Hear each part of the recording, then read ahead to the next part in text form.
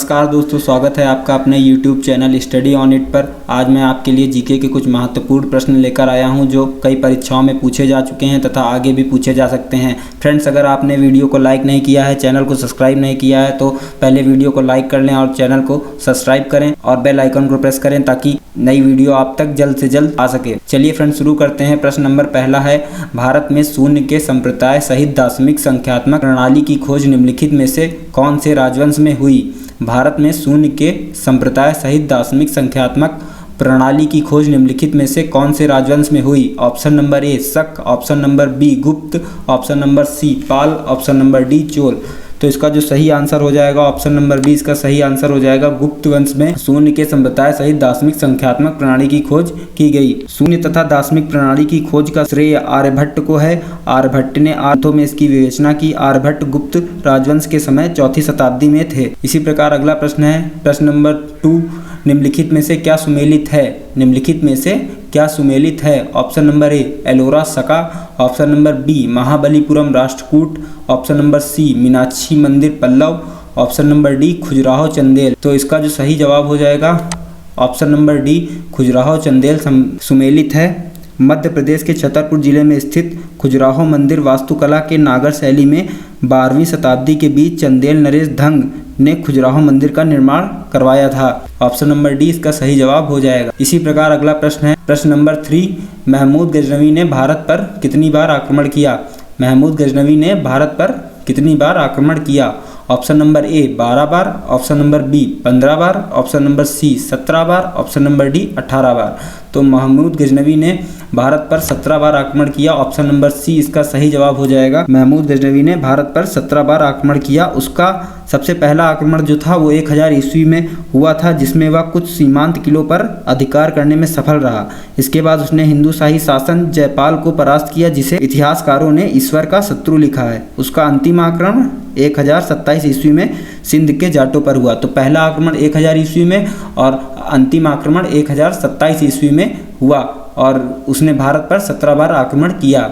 इसी प्रकार फ्रेंड्स अगला प्रश्न है, निम्नलिखित चित्रकारों में से किसे जहांगीर ने नादिर उल जमा की पदवी दी थी? निम्नलिखित चित्रकारों में से किसे जहांगीर ने नादिर उल जमा की पदवी दी थी? Option number A Abul Hasan, option number B Farooq Beg, option number C Bishandas, option number D Aqa Raza. तो इसका जो सही आंसर हो जाएगा option number A Abul Hasan.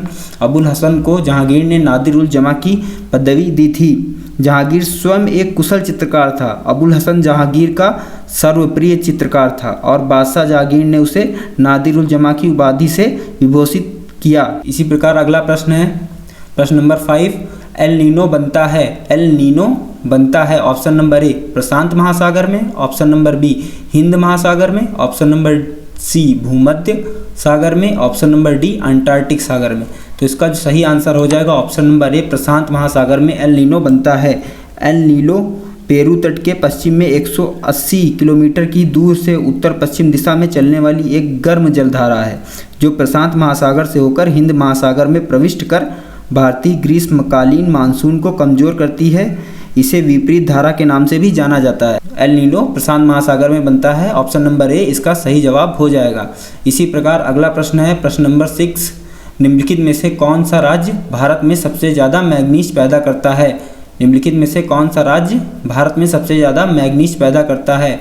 Option number A Madhya Pradesh, option number B Andhra Pradesh, option number C Uttar Pradesh, option number D Orissa. तो सबसे ज़्यादा जो मैग्नीज पैदा करता है भारत में वो उड़ीसा है। ऑप्शन नंबर डी इसका सही जवाब हो जाएगा। लौह इस्पात उद्योग में एक प्रमुख कच्चे माल के रूप में प्रयुक्त होता है। यह धारवाड़ युग की अवसादी चट्टानों में पाया जाता है। मैग्नीज के उत्पाद में उड़ीसा प्रथम है और मध्य प्रदेश द्वितीय पर है और महाराष्ट्र तृतीय स्थान पर है। इसी प्रकार अगले प्रश्न पर चलते हैं फ्रेंड्स। प्रश्न नंबर 7 है, निम्नलिखित में से कौन सा शहर कर्क रेखा से सबसे निकट है? निम्नलिखित में से कौन सा शहर कर्क रेखा से सबसे निकट है? Option number A Jabalpur, option number B Ahmedabad, option number C Ujjain, option number D Varanasi. तो कर्क रेखा के जो सबसे निकट है वो उज्जैन। ऑप्शन नंबर सी इसका सही जवाब हो जाएगा। दिए गए विकल्पों में से उज्जैन कर्क रेखा से सबसे निकट स्थित है। उल्लेखनीय है कि कर्क रेखा भारत के लगभग मध्य से 8 राज्यों से होकर गुजरती है। तो कौन कौन से राज्य हैं जहां से कर्क रेखा होकर गुजरती है? गुजरात है, राजस्थान है, मध्य प्रदेश है, छत्तीसगढ़ है, पश्चिम बंगाल, त्रिपुरा और मिजोरम। गुजरात, राजस्थान, मध्य प्रदेश, छत्तीसगढ़, पश्चिम बंगाल, त्रिपुरा, मिजोरम। इसी प्रकार अगले प्रश्न पर चलते हैं फ्रेंड्स। प्रश्न नंबर 8 है, खासी और गारो किस देश की भाषाएं हैं? खासी और गारो किस देश की भाषाएं हैं? Option number A Manipur, option number B Meghalaya, option number C Assam, option number D Tripura. तो खासी और गारो मेघालय राज्य की भाषाएं हैं। ऑप्शन नंबर बी इसका सही जवाब हो जाएगा। खासी और गारो मेघालय राज्य की भाषा हैं। यहाँ गारो, खासी तथा जनजातियां नाम से पहाड़ियां तथा जातियां हैं। अगला प्रश्न है प्रश्न नंबर 9, निम्नलिखित में से किस राज्य में अनुसूचित जनजाति आबादी का संकेंद्रण सबसे अधिक है? निम्नलिखित में से किस भारतीय राज्य में अनुसूचित जनजातीय आबादी का संकेंद्रण सबसे अधिक है? Option number A Madhya Pradesh, option number B Assam, option number C Bihar, option number D Orissa. तो इसका जो सही आंसर हो जाएगा ऑप्शन, भारत का जो मध्य प्रदेश राज्य है अनुसूचित जनजातीय आबादी का संकेंद्रण यहाँ पर सबसे अधिक है। मध्य प्रदेश में अनुसूचित जनजातीय आबादी का संकेंद्रण सबसे अधिक है। इसके बाद है आसाम है, बिहार है, उड़ीसा है। उसके बाद आसाम आता है, फिर बिहार आता है, फिर उड़ीसा आता है, लेकिन सबसे पहले मध्य प्रदेश आता है। इसी प्रकार अगला प्रश्न है प्रश्न नंबर 10, लवण प्रभावित मृदाओं का सर्वाधिक क्षेत्रफल वाला राज्य है? लवण प्रभावित मृदाओं का सर्वाधिक क्षेत्रफल वाला राज्य है। Option number A Tamil Nadu, option number B Rajasthan, option number C Gujarat, option number D Andhra Pradesh. तो लवण प्रभावित मृदाओं का सर्वाधिक क्षेत्रफल वाला राज्य जो हो जाता है ऑप्शन नंबर सी इसका आंसर हो जाता है गुजरात। लवण प्रभावित मृदाओं का सर्वाधिक क्षेत्रफल वाला राज्य गुजरात है। सर्वाधिक क्षारीय मृदा जो है वो उत्तर प्रदेश की है, जबकि प्रतिशत की दृष्टि से कुल क्षेत्रफल की सर्वाधिक बंजर भूमि जम्मू कश्मीर। तो सर्वाधिक बंजर भूमि जम्मू कश्मीर की और सर्वाधिक क्षारीय मृदा उत्तर प्रदेश की है। और लवण प्रभावित मृदाओं का सर्वाधिक क्षेत्रफल वाला राज्य गुजरात है। इसी प्रकार अगले प्रश्न पर चलते हैं। प्रश्न नंबर 11, निम्नलिखित समाज सुधारकों में से कौन सा संस्कृत भाषा में प्रवीणता के लिए माना जाता है? निम्नलिखित समाज सुधारकों में से कौन सा संस्कृत भाषा में प्रवीणता के लिए माना जाता है? Option number A Dayanand Saraswati, option number B Ishwarchandra Vidyasagar, option number C Raja Ram Mohan Roy, option number D उपयुक्त सभी। तो स्वामी दयानंद सरस्वती, राजा राम मोहन राय और कलकत्ता के संस्कृत कॉलेज के आचार्य ईश्वरचंद्र विद्यासागर की संस्कृत भाषा में अच्छी पकड़ थी। तो ये तीनों ही संस्कृत भाषा में प्रवीणता के लिए इनको तीनों को माना जाता है। ऑप्शन नंबर डी इसका सही जवाब हो जाएगा, उपयुक्त सभी। इसी प्रकार अगला प्रश्न है, निम्नलिखित में से किसे पर्वतों का राजा कहा जाता है? निम्नलिखित में से किसे पर्वतों का राजा कहा जाता है? Option number A Japan, option number B British Columbia, option number C दक्षिण अमेरिका का पश्चिम तट, ऑप्शन नंबर डी दक्षिण पूर्व एशिया। ब्रिटिश कोलंबिया को पर्वतों का सागर कहा जाता है। ऑप्शन नंबर बी इसका सही जवाब हो जाएगा। तथा ब्रिटिश कोलंबिया को पर्वतों का सागर कहा जाता है तथा जापान को उगते सूरज का देश कहा जाता है। दक्षिण अमेरिका का पश्चिम तट चिली का तांबा की खान के लिए विश्व प्रसिद्ध है। इसे विश्व का तांबा राजधानी भी कहा जाता है। दक्षिण पूर्व एशिया में विश्व का सबसे ऊंचा पठार पामीर का है। पामीर को विश्व की छत भी कहते हैं। इसी प्रकार अगला प्रश्न है, किस संशोधन के द्वारा संपत्ति का अधिकार समाप्त कर दिया गया? किस संशोधन के द्वारा संपत्ति का अधिकार समाप्त कर दिया गया? ऑप्शन नंबर ए 24वें, ऑप्शन नंबर बी 44वें, ऑप्शन नंबर सी 25वें, ऑप्शन नंबर डी 42वें। तो इसका जो सही जवाब हो जाएगा ऑप्शन नंबर बी 44वें।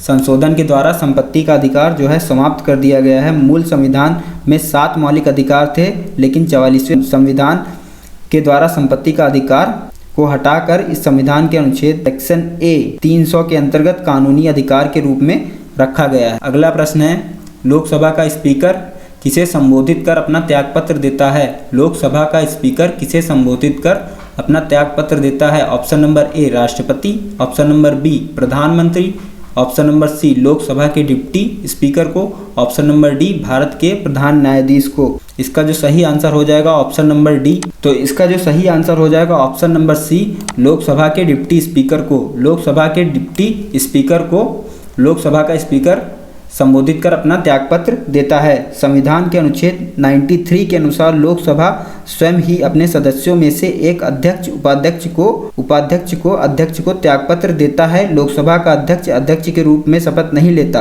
अपितु समान सदस्य के रूप में शपथ लेता है। अगला प्रश्न है, भारत में सन 2013 तक कितने संविधान संशोधन का क्रियान्वयन हो चुका है? भारत में सन 2013 तक कितने संविधान संशोधन का क्रियान्वयन हो चुका है?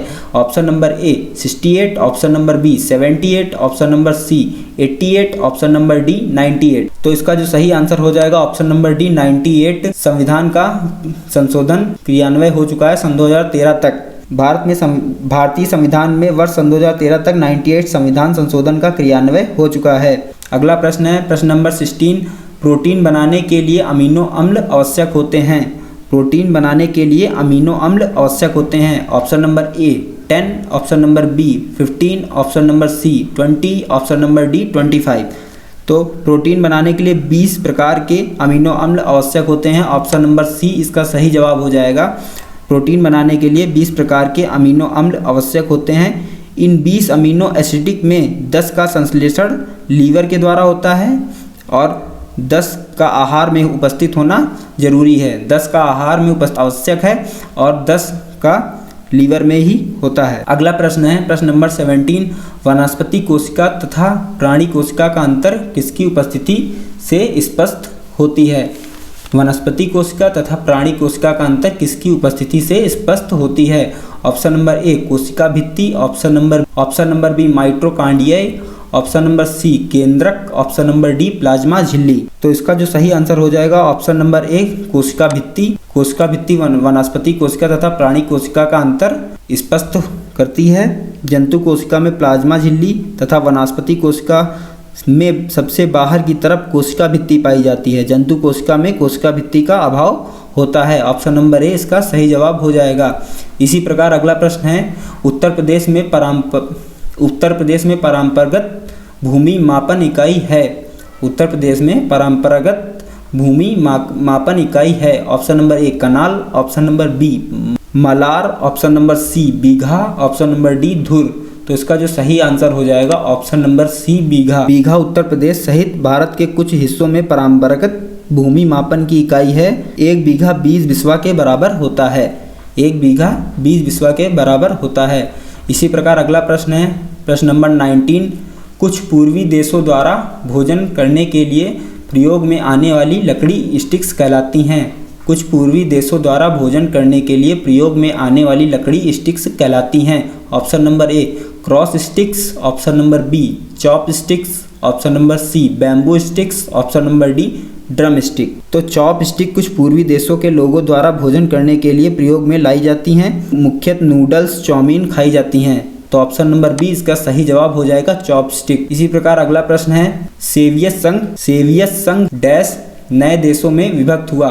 सोवियत संघ के डैश नए देशों में विभक्त हुआ। Option number A 9, option number B 10, option number C 7, option number D 15। तो इसका जो सही आंसर हो जाएगा ऑप्शन नंबर डी 15। सोवियत संघ कुल 15 नए देशों में विभक्त हुआ है। सोवियत संघ कुल 15 नए देशों में विभक्त हुआ है। कौन कौन से देश हैं वो? उसमें रूस है, जॉर्जिया है, यूक्रेन है, मोल्डोवा है, बेलारूस है, आर्मेनिया है, अजरबैजान है, कजाकिस्तान है, उज्बेकिस्तान है, तुर्कमेनिस्तान है, किर्गिस्तान है, ताजिकिस्तान है, एस्टोनिया है, लैटविया है और लिथुआनिया है। तो 15 सोवियत संघ के 15 नए देशों में विभक्त किया गया है। फ्रेंड्स, अगर आपको वीडियो अच्छा लगा हो तो लाइक करें, सब्सक्राइब करें चैनल को।